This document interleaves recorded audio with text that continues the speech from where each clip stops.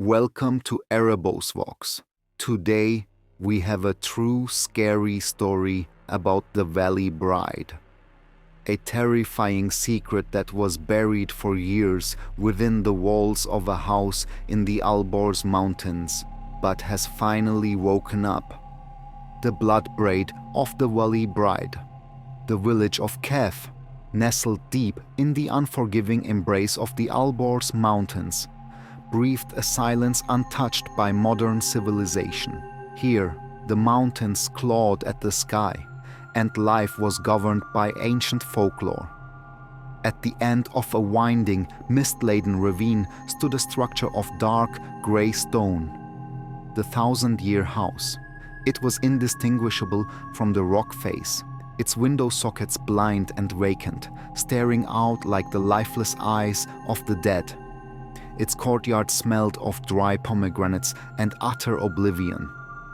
Liam Thorne, a proud, skeptical, and highly professional architect from London, arrived to restore this ruin. He trusted in logic, not legend. But the moment he met Madame Malik, the aged matriarch, and sole remaining descendant of the house's ancient lineage, a chilling sense of unease and forced humility descended upon him. Madame Malik sat in the cold, sparse drawing room, enveloped in silence and dignity. "Mr. Thorne, I shall pay you in full, but this house operates under rules that must be strictly observed." Madame Malik's voice was dry and devoid of warmth, like stone hitting stone. "Until the work is complete, you are my guest. You shall not leave your room at night from sunset to sunrise except for the barest necessities. The vault in the cellar, which you know the location of, must remain locked at all times. You must never approach it." Madame Malik set down her teacup, and most importantly, her cold, piercing gaze locked onto Liam's eyes. Any sound of wailing, any whisper, any rustling heard deep in the night, you must assume is the hallucination of fatigue or the old house settling. It is the wind or vermin. You must never investigate the source of the sounds. Liam, dismissing the rules as the eccentricities of a secluded elderly woman, agreed with a professional air. "Of course, madam. Your privacy and peace will be respected." The restoration began in the cellar, the dark, beating heart of the house. The air there was a suffocating blend of damp earth, immense age, and a distinct, sickly sweet scent, stale rosewater mixed with dried blood that clung to the lungs. The ceilings were low, the walls constructed of rough, dark stones. Liam and his two hired local laborers spent the first few days stabilizing the structure. On the third day, while removing old plaster, a laborer's hammer struck hollow. As the plaster crumbled, a small, circular cavity was exposed, skillfully hidden beneath the surface. Inside, Liam found a small, intricately carved wooden box roughly the size of a man's palm. Excited by the prospect of an heirloom, Liam pried the box open. Inside, there were no coins or jewels. What glistened in the weak lamplight was a single, extraordinarily long, thick braid of hair. It was woven tight, as black as the midnight mountain. And disturbingly, despite its apparent age, it retained the sheen and flexibility of living hair. Beneath the braid, silk scraps stained dark crimson, undoubtedly dried blood, were folded.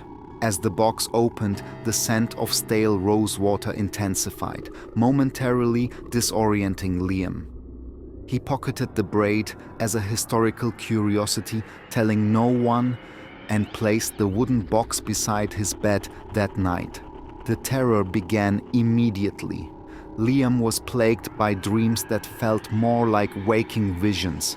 A pitch-black cellar, a woman whose face was entirely obscured by her hair, and nothing but a sound of choked laughter that morphed into a rhythmic, desperate wail. At 3:07 a.m., Liam was jolted awake by a harsh, continuous scraping sound.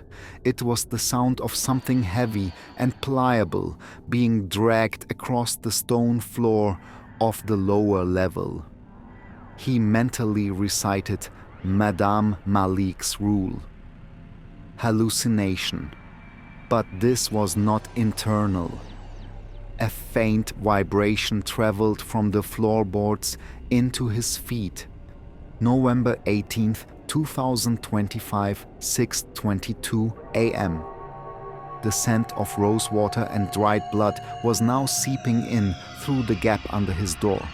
It was heavier, more viscous than any normal smell. Liam, fighting a paralyzing fear, crept to the door and peered through the peephole into the dark corridor. Nothing, only absolute blackness. Yet he felt an undeniable presence standing just on the other side. Then, a dark, slithering movement emerged from the bend in the staircase at the far end of the hall. Liam squinted. The movement was not just shadow. It was a thick, black strand that was slowly, deliberately creeping across the stone floor with the serpentine motion of a large snake. With every slow glide, it made that characteristic scraping, rustling sound. It was the braid, the very one from the wooden box. It had somehow left his bedside and was silently seeking its source, a living, amorphous entity on the hunt. Liam recoiled, pressing his back against the wall, listening to the horrifying rustle slowly fade back toward the basement stairs. The next day, Liam was visibly shaken and sleep-deprived. He knew he needed the truth, or he would abandon the project. He sought out the oldest man in the village tavern, offering him a generous drink. The old man, after a moment of weary silence and furtive glances, began to speak. "Sir, that is where the Valley Bride is. She is cursed." The tale was the dark secret of Madame Malik's line. Years ago, a girl named Tala, whose hair was as long and beautiful as the night sky, fell in love with a foreign man. Her family, obsessed with preserving their lineage, saw the match as a disgrace. On her wedding night, instead of being taken to the marital chamber, Tala was taken to the cellar. She was entombed alive in a vertical stone sarcophagus in the wall, but before sealing it, her heartbroken mother cut off Tala's magnificent braid and hid it so that Tala's spirit would never find peace and would one day seek vengeance. The severed braid is the gateway for her spirit. It is her connection to the world. Anyone who finds the braid, the Valley Bride will claim as her groom, trapping him forever in the house. And Madame Malik, she is the guardian, there only to ensure the braid never leaves. The terror now solidified from sound into certainty. Liam had to return the braid. On the fourth night, with a flashlight beam shaking violently and the box clutched in his trembling hand, Liam descended into the cellar. The air was denser, the cold more biting, the smell of blood and rosewater overpowering. His heartbeat was loud enough to drown out the sounds of the night. He went to the hidden cavity and placed the wooden box into the recess. The instant the box hit the stone, a deep, resonant, and violent grinding sound echoed from the wall opposite, like a massive stone lid being shifted. Liam swung his light around, and in the faint, flickering beam, he made his final, terrifying discovery. The hidden cavity was not beside a simple stone niche. It was the outer edge of a vertical stone grave, sealed with plaster and stone. The wall was the tomb of the Valley Bride. At that exact moment, the braid in the box began to writhe. The black strands separated, twisting, crawling out of the box's edges and snaking quickly towards the fissures in the stone tomb as if an invisible magnet pulled them home. Then a sound, not a wail, not a scrape, a feminine whisper, close, intimate, and possessive. "I found you, my new groom." Liam spun around. Madame Malik stood at the bottom of the cellar stairs. But she was not old. Her skin was smooth and youthful. She wore a ragged, antique white gown, and her hair was the same impossible length and blackness as the braid in the box. Madame Malik, or rather Tala, smiled. An empty, chilling, and utterly malevolent grin. She advanced slowly. The sound of the tattered silk of her gown dragging on the stone was the only sound between them. Mohammad Reza Bohlaouli, November 18th, 2025, 6:22 a.m. She whispered, "I was not the guardian, Liam. I am the bride who must claim a new groom every 27 years, a man who returns my hair to me. You came with my braid. Forget your illusions and join the others." Behind her, in the dim light of the torch, Liam saw the shadows, dark, motionless figures of young men standing along the walls, in the corners of the cellar. They were absolutely still, yet in their vacant eyes and slack mouths, Liam saw eternal horror. They were the previous grooms. In a flash, the braid shot from the box.